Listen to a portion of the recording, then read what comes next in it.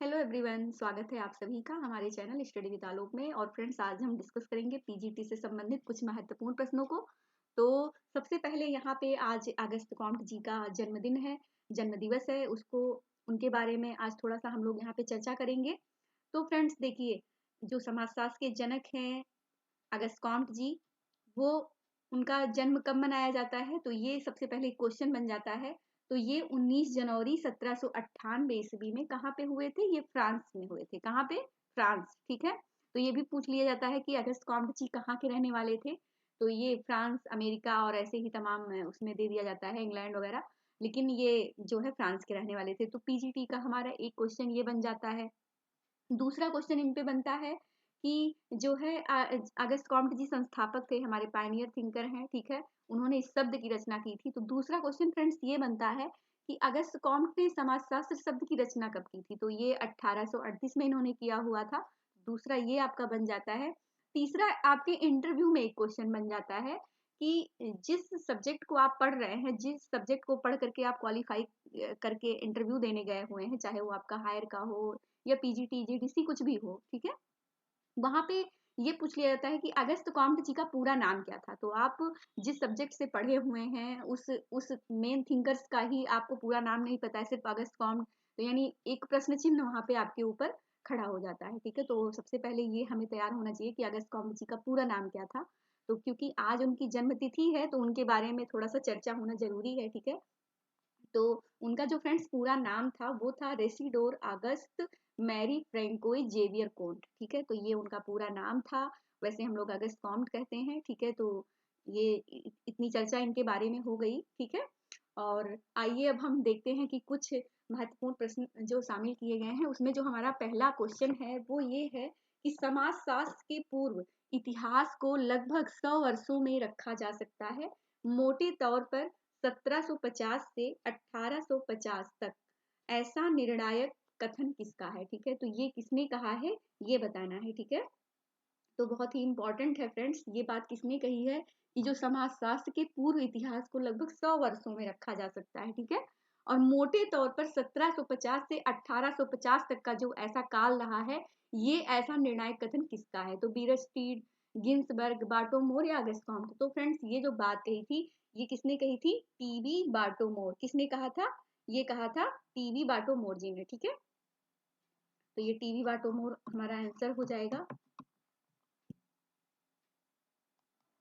हाँ, तो friends, TB बाटोमोर जी की एक पुस्तक थी, बहुत ही इंपॉर्टेंट है। टीबी बाटोमोर जी की पुस्तक पीजीटी में पूछी जाती है, आप सभी को याद होगा, a guide to problem and literature. ठीक है, तो ये ध्यान रखिएगा, ये पुस्तक मोस्ट इंपॉर्टेंट है, हायर वगैरह में पूछी गई है। ठीक है, चलिए अगले क्वेश्चन को देखेंगे। गरीबी के मुख्य कारण क्या है? तो फ्रेंड्स, बताना है कि गरीबी का जो मुख्य कारण है वो क्या है। देखिए, स्वयं व्यक्ति, संस्कृत अथवा गरीबी की जो उप संस्कृत होती है। ठीक है, सामाजिक संरचना अर्थात अन्यायपूर्ण सामाजिक परिस्थितियां जो होती हैं लोगों की, सीमित अथवा प्रतिबंधित अवसर। ठीक है, तो फ्रेंड्स देखिए, जो गरीबी के जो मुख्य कारण हैं वो क्या होते हैं?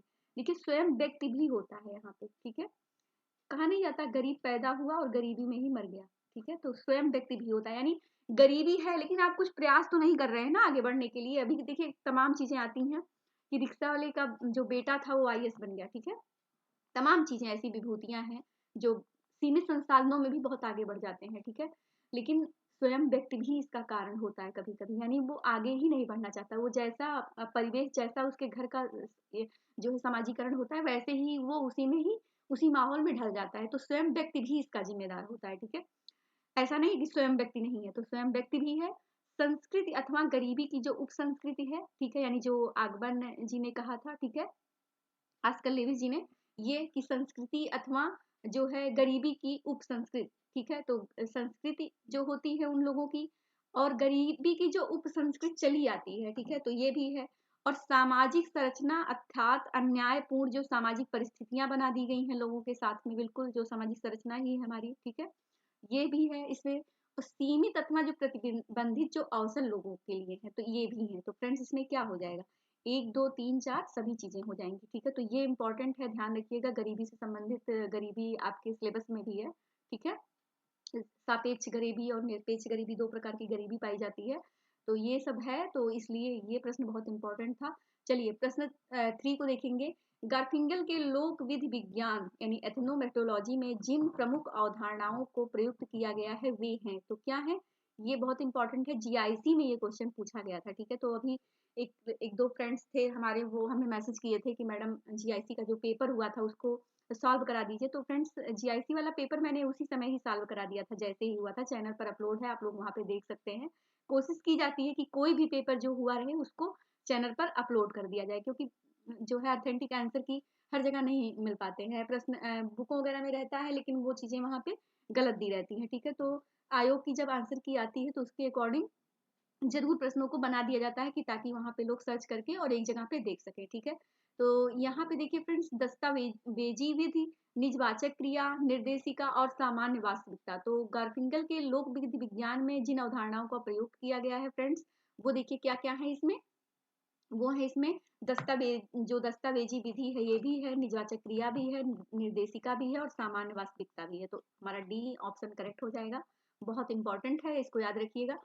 देखिए क्वेश्चन नंबर 4 है कि निम्नलिखित में से वंश समूह सिद्धांत यानी डिसेंट थ्योरी किसने दी है। ठीक है, तो वंश समूह सिद्धांत तो ये किसने दिया है फ्रेंड्स, ये दिया है आपका लेविस्ट्रास जी ने। किसने दिया है, लेविस्ट्रास। तो ये भी आया हुआ क्वेश्चन है, बहुत ही इंपॉर्टेंट है, नातेदारी पे इन्होंने काफी वर्क किया हुआ है लेविस्ट्रास जी ने। ठीक है, अगला क्वेश्चन है कि करिश्माई या चमत्कारी सत्ता का सर्वप्रथम प्रयोग किसने किया। ठीक है, तो सर्वप्रथम जो करिश्माई या चमत्कारी, वैसे तो मैक्स वेबर जी ने यूज किया हुआ है अपनी थ्योरी में, ठीक है, लेकिन सर्वप्रथम प्रयोग किसने किया है, तो ये किया है फ्रेंड्स अर्नस्ट टोलेज जी ने। किसने, अर्नस्ट टोलेज। तो ये आप ध्यान रखिएगा, बी हमारा करेक्ट आंसर हो जाएगा।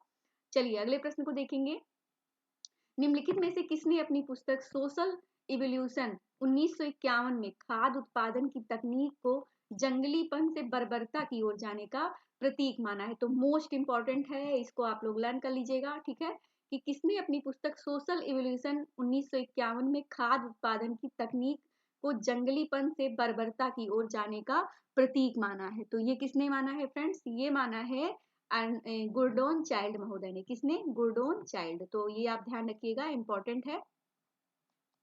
थोड़ा सा महत्वपूर्ण प्रश्नों को बनाने की कोशिश की जा रही है, क्योंकि इसीलिए इसका नाम ही है इंपॉर्टेंट क्वेश्चन डिस्कशन। ठीक है, तो वैसे तो आए हुए क्वेश्चन हर जगह मिल ही जाते हैं और इतना तैयारी हो गई है कि छोटे छोटे प्रश्न हर व्यक्ति के तैयार हैं। ठीक है, लेकिन थोड़ा सा कुछ अलग जो है करना जरूरी है, क्योंकि पीजीटी में होता क्या है कि 12-13 112-13-10 तक चला जाता है स्कोर सभी का। ठीक है, जो लोग पढ़ लिख रहे हैं या मतलब साल किए हुए हैं, अच्छे से अपनी तैयारी किए हुए हैं, लेकिन उसके बाद में जो प्रश्न नए आ जाते हैं 10-12, उसी में ही सारा खेल निपट जाता है, क्योंकि मेरिट इतनी हाई चली जाती है। ठीक है, वहीं पे 2-3 प्रश्न जिसके गैस वगैरह पे और जो जिनकी तैयारी बेहतरीन होती है वो तो थोड़ा सा उनके लिए वो प्लस पॉइंट हो जाता है। ठीक है, तो इसीलिए कुछ अलग और कुछ डिफिकल्ट प्रश्नों को शामिल किया जा रहा है। तो देखिए क्वेश्चन नंबर 7 यहाँ पे है कि एडमंड हुर्सल ने प्रघटना विज्ञान सिद्धांत में अपने विचारों की विवेचना हेतु जिन अवधारणाओं का प्रयोग किया है वे हैं। तो वो क्या है फ्रेंड्स, तात्पर्य अंतर्वस्तु ज्ञान का कोष्टीकरण, परिप्रेक्ष्यों की पारस्परिकता या चेतना की अभिप्रायिकता। ठीक है, तो इसमें क्या हो जाएगा ये बताना है। ठीक है, तो एडमंड हुर्सल ने जो प्रघटना विज्ञान सिद्धांत में अपने विचारों की विवेचना हेतु जिन अवधारणाओं का प्रयोग किया वे क्या थी फ्रेंड्स, वे थी आपके ज्ञान का कोष्टीकरण। ठीक है, ज्ञान का कोष्टीकरण और चेतना की अभिप्रायिकता। तो 2 और 4 क्या हो जाएगा, हमारा करेक्ट आंसर हो जाएगा। ठीक है, चलिए अगले प्रश्न को देखेंगे। निम्न में से कौन सही सुमेलित नहीं है। ठीक है, तो नहीं है ये बताना है। तो ब्रह्म समाज 1828 यहाँ पे दिया गया है, थियोसोफिकल सोसाइटी 1883, रामकृष्ण मिशन जो है 1897, आर्य समाज 1875। ठीक है, तो ये दिया गया है, लेकिन अब इसमें बताना है कि कौन सा सही सुमेलित नहीं है। तो जो ब्रह्म समाज है फ्रेंड्स ये 1828 में है, रामकृष्ण मिशन 1897, आर्य समाज की स्थापना जो है दयानंद सरस्वती जी के द्वारा की गई थी, तो ये किसके द्वारा है, ये 1875 में। लेकिन जो थियोसॉफिकल सोसाइटी है यही सही नहीं है, ये 1883 जो है ये गलत है। ये कब है, 1875 में हुई थी। ठीक है, ये भी तब ये जाके आपका सही होगा। ठीक है, तो 1875 थियोसॉफिकल सोसाइटी की जब स्थापना सर्वप्रथम हुई थी तो ये हुई थी 1875 ईस्वी में। ठीक है, तो आप ध्यान रखिएगा, तो ऑप्शन बी हमारा करेक्ट आंसर हो जाएगा। अगला क्वेश्चन है कि नीलगिरी पहाड़ियों की जो टोडा जनजाति है, नीलगिरी पहाड़ी है वहां पे टोडा जनजाति रहती है, लोगों द्वारा अपनाए गए विवाह के निम्न विभिन्न प्रकारों का सही क्रम क्या है। तो टोडा जनजाति जो है बहुपति विवाह वहाँ पे पाया जाता है, ठीक है। तो ये मतलब बताना है कि लोगों द्वारा जो अपनाए गए विवाह के निम्न विभिन्न प्रकारों का सही क्रम, तो क्रम जो उनका अब हुआ है वो क्या है सही क्रम। तो सबसे पहले फ्रेंड्स क्या था वहाँ पे टोडा में, तो वहाँ पे था सबसे पहले बहुपत्नी विवाह, ठीक है, बहुपत्नी विवाह। फिर आपका हो गया बहुपति विवाह, और जब लास्ट में आएगा सीक्वेंस तब एक विवाह, ठीक है। तो यानी बहुपत्नी से चला ये क्रम, फिर बहुपत, और अब जाके नए में ये एक विवाह, ठीक है। तो अब ये 2 3 1 इस तरीके से आपका हो जाएगा, ठीक है। चलिए अगले प्रश्न को देखेंगे। किस किस को किस किस को इसमें जन्म मूलक परिवार में सम्मिलित किया जाता है। तो एक जन्म मूलक परिवार होता है और एक फ्रेंड्स प्रजनन मूलक परिवार होता है, ठीक है। तो ये वार्नर ने अपने अध्ययन में बताया था। वार्नर ने एक पुस्तक भी लिखी थी, द यांकी सिटी, ठीक है। तो इस पुस्तक का नाम भी पूछ लेते हैं। और उन्होंने फैमिली ऑफ ओरिएंटेशन और फैमिली ऑफ प्रोक्रिएशन का जो है परिवार की चर्चा की थी। तो इसमें जन्म मूलक परिवार, तो जन्म मूलक परिवार में फ्रेंड्स क्या हो जाएगा, ठीक है। तो इसमें जो हो जाएंगे जन्म मूलक परिवार में आपके माता पिता और आपके सहोदर, ठीक है, यानी भाई बहन, ठीक है। तो ये आपका हो जाएगा 1 और 3 नंबर, ठीक है। तो ऑप्शन डी हमारा करेक्ट आंसर हो जाएगा।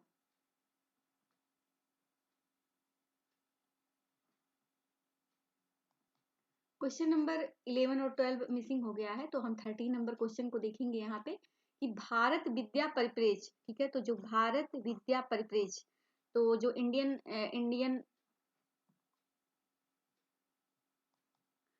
प्रोस्पेक्ट का उपयोग करने के लिए कौन जाने जाते हैं, ठीक है। तो कौन जाने जाते हैं फ्रेंड्स, तो इसमें जीएस घुरिये हो जाएंगे, ट्यूमा भी हो जाएंगे, ठीक है। लेकिन एन के बोस जो है वो सभ्यतावादी परिप्रेक्ष्य से आते हैं। कहाँ से आते हैं, सभ्यतावादी परिप्रेक्ष्य से। एन के बोस हो गए, सुरजीत सिन्हा हो गए, ये सभ्यतावादी परिप्रेक्ष्य से आते हैं। तो ये ध्यान रखिएगा, क्वेश्चन पूछा गया है, ठीक है, नेट वगैरह में।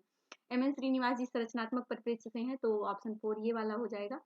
तो ऑप्शन जो ए है और 2, ठीक है, तो ए और 2 ऑप्शन ए में आ जाएगा। तो भारत विद्या परिप्रेक्ष्य से जो जुड़े हुए हैं वो जीएस घुरिये और ल्यूडुमा, ठीक है। तो 1 और 2 करेक्ट हो जाएगा इसमें, तो ऑप्शन ए हमारा राइट आंसर होगा। अगला है फ्रेंड्स, श्रीनिवास की सामाजिक परिवर्तन के विषय में लिखी गई पुस्तक का नाम क्या है। तो जो एम एन श्रीनिवास ने सामाजिक परिवर्तन सोशल चेंज के बारे में जो लिखा गया था उस पुस्तक का नाम क्या है। तो friends social change in modern in India, ठीक है। तो social change in modern in India नामक पुस्तक थी, ठीक है, नाम ही है उसमें social change in modern in India, ठीक है। तो ध्यान रखिएगा, ऑप्शन ए हमारा राइट आंसर हो जाएगा। अगला क्वेश्चन है कि किसने पुस्तक दृश्य और क्षेत्र दृश्य में विभेदीकरण किया है, ठीक है।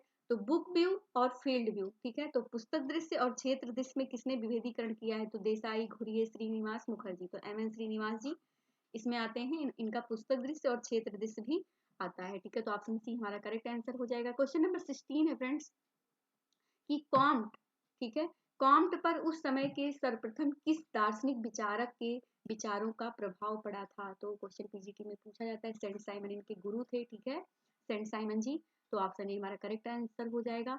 सती प्रथा, सती प्रथा किस प्रकार की आत्महत्या का उदाहरण है, ठीक है। तो सती प्रथा किस प्रकार की आत्महत्या का उदाहरण है। तो ये है फ्रेंड्स जो है परार्थवादी, ठीक है। कौन सी है, परार्थवादी, यानी दूसरे के लिए अपनी जान को न्यौछावर कर देना, अपनी आन बान शान को न्यौछावर कर देना, ये परार्थवादी आत्महत्या का उदाहरण। जैसे सैनिक लोग जो है अपनी जो है शहादत दे देते हैं ना, शहीद हो जाते हैं, यानी मतलब जब वो घिर जाते हैं दुश्मनों से तो अपने आप को ही गोली मार लेते हैं, ठीक है, कि हम दुश्मन के हाथ से ना मर के खुद भारत माता के लिए अपने अपने जो है आपको गोली मार लेते हैं और वो शहीद हो जाते हैं, ठीक है। तो ये परार्थवादी आत्महत्या का उदाहरण है, ठीक है। तो ऑप्शन सी हमारा करेक्ट आंसर हो जाएगा। चलिए अगले प्रश्न को देखेंगे। नव प्रकारवाद के समर्थक कौन है। तो जो नव प्रकारवाद के, जो नियो फंक्शनलिज्म के जो जनक हैं, समर्थक हैं, वो कौन थे, जे अलेक्जेंडर, यानी जेफरे सी अलेक्जेंडर महोदय। तो ऑप्शन ए हमारा राइट आंसर हो जाएगा। क्वेश्चन 19 है इसमें कि हर्बर्ट ब्लूमर का योगदान किस निम्न में से किसके अंतर्गत आता है। तो जो हर्बर्ट ब्लूमर का जो योगदान है वो किसके लिए आता है। तो फ्रेंड्स ये आता है प्रतीकात्मक अंतःक्रियावाद, ठीक है, प्रतीकात्मक अंतःक्रियावाद के रूप में इनका नाम आता है। इनका महत्वपूर्ण योगदान है हर्बर्ट ब्लूमर जी का, ठीक है। तो ऑप्शन ए हमारा करेक्ट आंसर हो जाएगा। लास्ट क्वेश्चन है कि भारत में जो पिछड़ा आयोग है, भारत में पिछड़ा आयोग का प्रथम सभापति कौन था, ठीक है। तो जो भारत में पिछड़ा आयोग का जो सर्वप्रथम जो सभापति थे वो कौन थे, वो थे काका कालेलकर महोदय। ठीक है, काका कालेलकर महोदय। तो ऑप्शन सी हमारा राइट आंसर हो जाएगा। तो फ्रेंड्स आज की क्विज हमारी यहीं पे कंप्लीट होती है। आशा है कि आपको वीडियो पसंद आएगी। फ्रेंड्स अगर वीडियो पसंद आए तो वीडियो को लाइक करें, चैनल को सब्सक्राइब करें। धन्यवाद।